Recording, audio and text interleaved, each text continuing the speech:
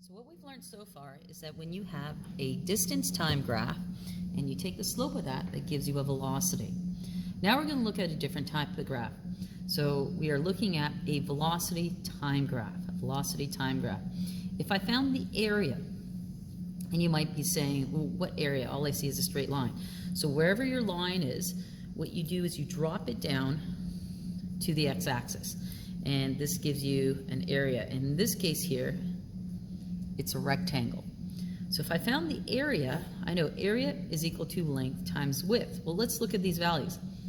The length is velocity, the width is time, and I know that if I rearrange the formula, v is equal to d over t, if I rearrange that to d is equal to vt, well, the area must be the same as my displacement. So let's calculate the displacement of this graph here. So I know displacement is equal to the area, which is equal to the length times the width. Well, in this case here, the length is 5. Sorry, that's a 10. I was looking at the 5 there.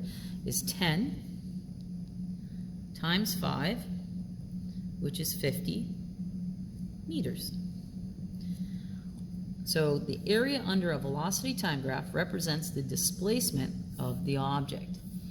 Now I have a few examples here, and on the one note, if you scroll down on the note, you'll see the solutions to this. But I just want to try this one here. I'm going to do D as a class. So when I look at this shape, the shape that it makes with the x-axis is a trapezoid. But some of us don't remember the formula for a trapezoid. So what you can do is split it up into two shapes. So I have area 1 and area 2. Area 1 is a triangle, area 2 is a rectangle or a square. So we're doing question number D here. If I want the displacement, that's equal to the area, which is equal to the two areas added together. Let's move this up a little higher.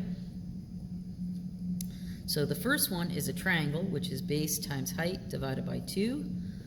The second one is a rectangle, which is just simply length times width. Well, the base of the triangle is 6.